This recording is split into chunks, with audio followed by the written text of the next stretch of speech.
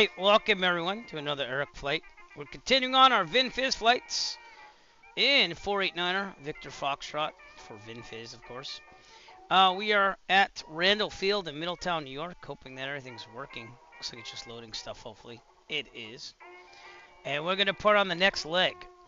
A lot went down at Middletown for Calbraith P Rodgers here. Pretty much nothing happened on the landing. He was fine. People greeted him, touched the aircraft, ripped pieces off of it a little bit. They fixed it. The next morning he woke up and he departed, and he almost hit some like telephone, like telegraph lines or whatever you call that. And he crashed the plane, cracked it up pretty bad, was injured, and then they had a couple days to fix it. So he landed at Middletown on the 17th of September, which would have been today, but we started on Sunday, 2 days ago, on our streams here, and he wrecked the airplane on the 18th, so that'd be tomorrow, 113 years ago. And then on the 21st, after they got parts from the Wright brothers and stuff to fix the Model EX, which is like a modified version of the Model B Wright brothers flyer, he actually took off from Middletown.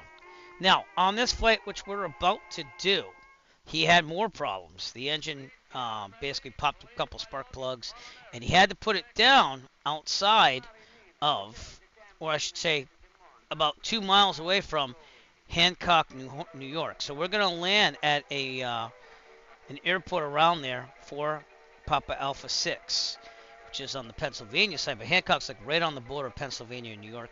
It's we're going to go around the area. We're actually flew in real life when I went out to the 1969 Woodstock Festival site. Sullivan County is more to the east, but it's around that area. We're going to follow the Delaware River up. I'm going to show you this, actually. Because, again, we got the whole route plugged into the electronic flight bag. So, here we are at Randall. We're going to go to Port Jarvis, and then we're going to follow, I believe it's the Delaware River, up to Laxwaxon, a little bit past it at Rowland, and then he followed it north to Callicoon, Long Eddy, and then somewhere along the line over here between Long Eddy and where Hiawatha is, the private airport we're going to land at, he landed the airplane because he had the spark plugs just go. The radiator was leaking, stuff like that. The oil cup was leaking. So he needed it fixed. And the Vin Fiz was followed by a train, because the Vin Fiz is actually a company that sponsored him. They paid $5 a mile east of the Mississippi and $4 a mile west of the Mississippi, and he was trying again to get the Hearst Prize. If he was the first to cross the Transcontinental United States in 30 days, he would have gotten, I think, $50,000 back in 1911. So that was pretty good bread back then. But he had other people competing against him at the same time, but he was the one that ultimately did it. He didn't win the Hearst Prize, though, because he didn't make it in 30 days. He made it to about Missouri. But we are reenacting that around the September season when he took off. We got more modern conveniences. We have this 172, but I did decorate it in the spirit of the Vin Fiz, and it is the WB Sim mod. Again, I'm glad that I was able to port it over, because eventually, before it was just a regular 172. But we're going to take off from Randall and follow the route and land at Hiawatha, which is a private airport right outside Hancock, New York. Short flight, but we're going to follow it, because, again, if it's going to be weeknights, I'd rather follow it and do shorter flights. We're going to have this window eventually go to the real sim gear there. So, all right, without further ado then, let's get our checklist out and do this thing. So here we go.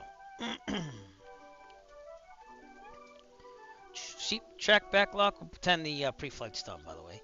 Avionics are off. And autopilot's off. Throttle 1/4 of an inch. Just make sure these are working. These are not. All right, good. Just checking. Using again the Redbird TH1 for my throttles and stuff. Mixture full in, brakes are set. Okay, we're not going to clear prop till we're starting. Master on, it always does this for some reason. It doesn't turn the alternator. Beacon on. Fuel pump on.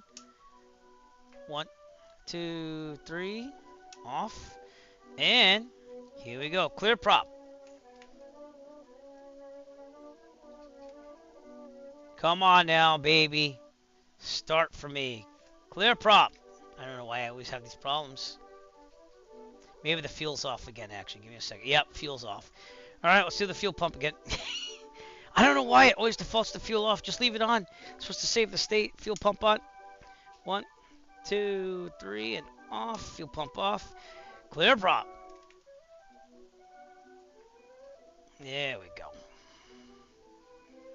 All right. And we're looking pretty good. Okay, oil pressure is in the green. Lights as required. We'll turn the nav and the taxi lights on at this time. Mixture is good. Seat belts, harness is good. Flaps would be going up because they'd be down if we did the pre-flight for real. Heat vent, defrost. Real world time, not. No, it's not real world time. We got real world weather though, so I'll pop that on for now. How cold is it out? 61. Yeah, we'll leave it on for now. So, all right. That being said, avionics going on. It also defaulted to the GNSS being off again. I don't know why it does that. We are not using VATSIM, by the way, because even though I'm kind of in real life situation here with airfields and everything, he didn't have ATC, so we're just going to fly it. And not only that, but like I started from an airfield that's not really in existence anymore. So now it's out of New York. All right, altimeter 1200, squawk, okay. ATIS. I don't know if we have any ATIS here. Let's double check here. I don't think it does. Nope. Randall Field does not have an ATIS. So if we go closer, we can see if we can get it. Orange County, which is slightly north of here, on COM 2, 119.275. I also have to readjust the window for the real sim gear here, so give me a second after that. Monitor COM 2. I don't know why they didn't save the state from last time.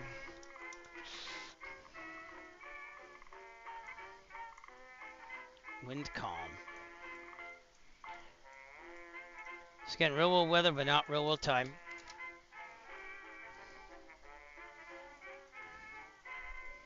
Okay, Randall should be 523 feet, so that's a little off. So what we do if we don't have that information, we'll just do this. This is 523 feet. And that should give us about an approximate on the pressure at the field. Yeah, that's about right. Okay, good. We're going to go back to guard. You know what that means. I'll get to chat in a second, by the way. I just wanted to get everything going there. So, but welcome to the broadcast if you're here. And we're going guard on you. There we go. You're on guard with KGRD. Alright, things are looking good. I didn't hit the open button. I thought I did. Enter. Enter. And we'll switch this to nav. And what we're going to do is we're landing Hiawatha eventually, but we're going to follow the original Vin Fiz path here to the best of my thing here. So we're going to go that way and follow the Delaware River and move up Delaware to Hiawatha. So Hiawatha is a, I believe, turf field. We could take a look at that. It doesn't. It's not even the chart. Something because it's private. But no fuel. Turf. Yep. So it's turf. And if I remember right, when I did this, well, I tried doing these series of flights 2 to 3 years ago.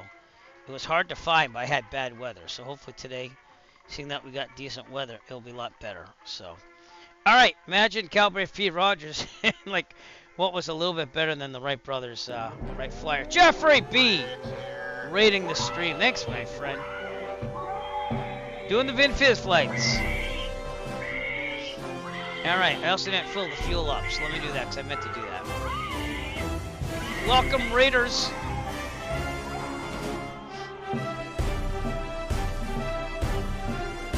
So I just discussed all the stuff. This is Calbraith P Rodgers right here. First man to go across the United States, basically, in an aircraft. But thank you, Jeff, for subscribing as well. Appreciate it, sir. And we are doing flight 2. Wow, we got like fixins. You know what I'm talking about? good fixins here and everything. Nice. We're gonna have so many Downwind Sim, how's it going? We're just about to start. fixins up right now. Yeah, big boy. I missed From that now good on, fixins. you gotta clean up Mix your it. own I mix it. I mix it. So.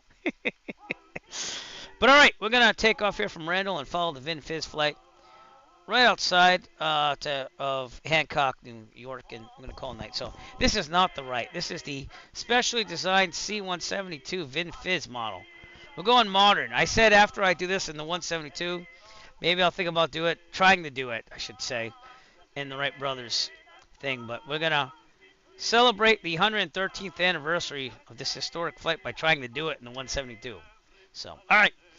None of that sim, because back then they have ATC, and not only that, I started from an airfield that doesn't exist, so I've already said this stuff, so I'm going to get going.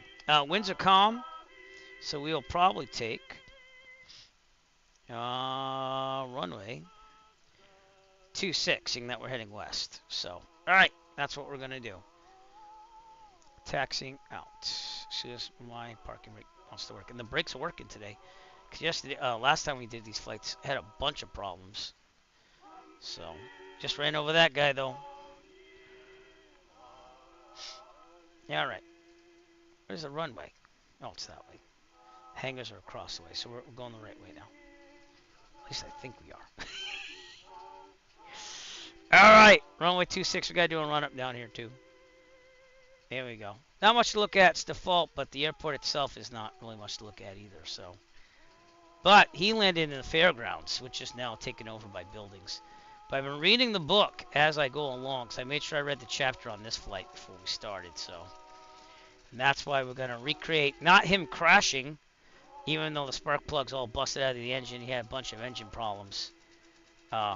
2 miles south of, Hancock, New York. And then, basically, the Vin Fiz trains that he had a car on one of the trains. The Vin Fiz company, I think it's like Armor or something or another, they were promoting the Vin Fiz grapefruit drink, which kind of stunk, according to most people. They didn't want to drink it. And they provided a car, and it picked him up, and it drove him to Hancock, 2 miles south of where he basically crashed. The skids on the right machine were broken, a bunch of things wrong, and so he had to get his people to fix it. So we're recreating that part of the Vin Fiz flight without crashing. We're going to land at Hiawatha.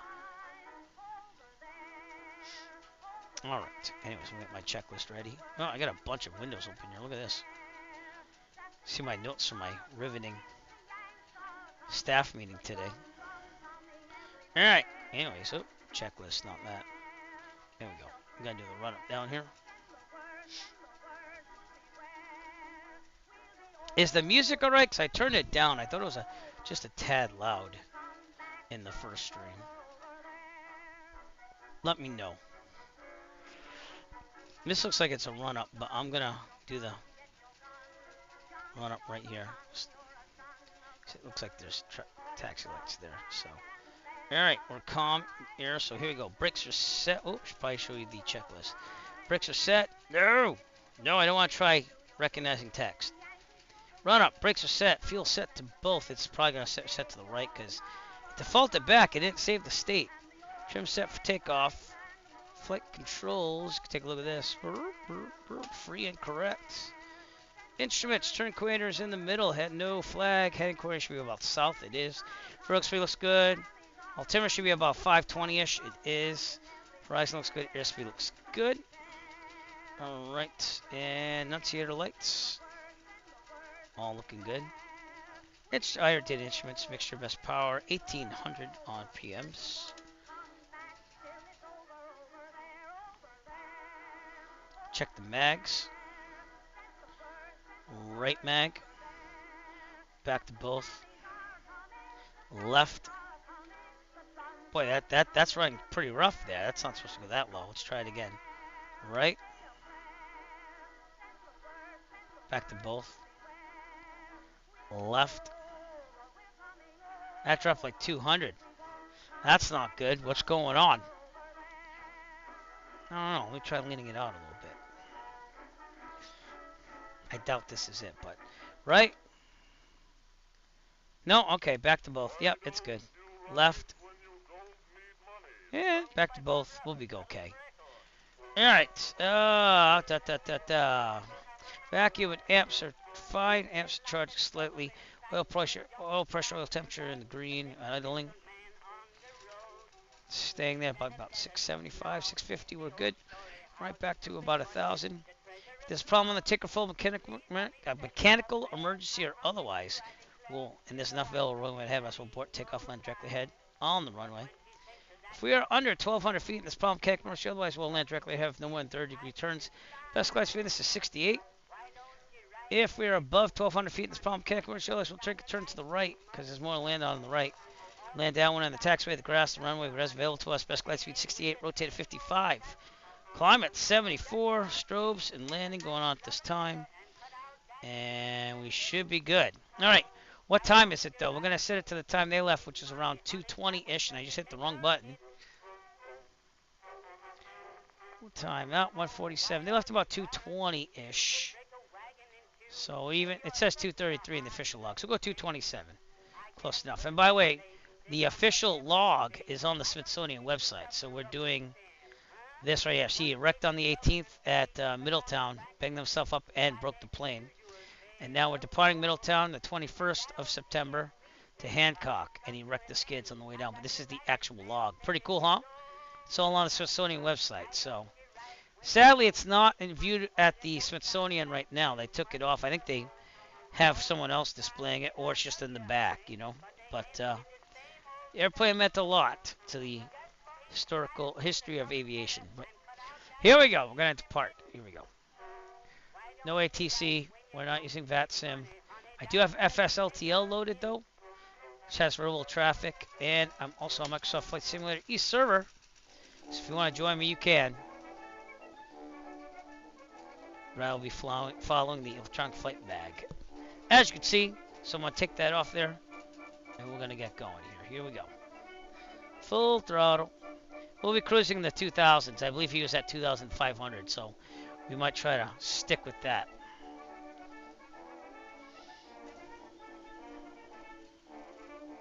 And rotate.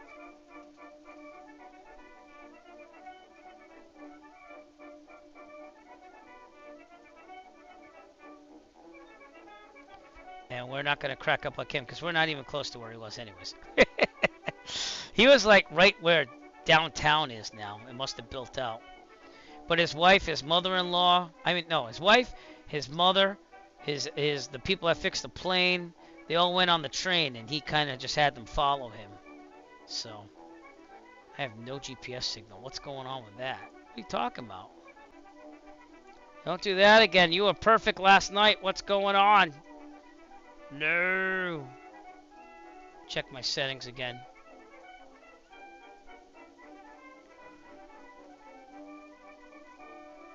Probably not going to be able to touch it, but we'll see. Alright, I'm going to continue west. Sorry about those interruptions. It should work, but it's doing pretty crappy right now. But I'll try my best. I'm sorry if that is a problem. Nothing's working. No. Alright, we're going to go to Port Jarvis. We just have to keep flying west. Or southwest slightly. Until we find Port Jarvis, so we're doing it real life here. Figure if I follow this highway, it's probably going to get me to Port Jarvis. That's what it looks like. Because the highway goes just south of Port Jarvis here. Oh boy. Alright, I'll try restarting Aver here. Don't do that. Okay, we're about 2,500-ish. And encountering problems already. It's crazy that I got problems here. Crazy. That didn't last the whole time, did it? Nope. Sorry about that. Where's my GPS program? Here it is. It doesn't say it's connected, does it?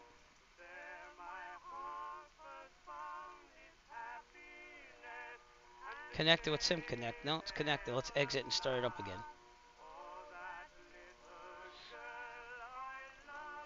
Alright, we're going to try it again. Sorry about the flashing here. Oh, drat these computers. They're so naughty and so complex. Wow.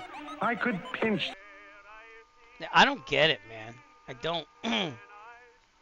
Restream is the only thing causing a problem, man. All right. Anyways.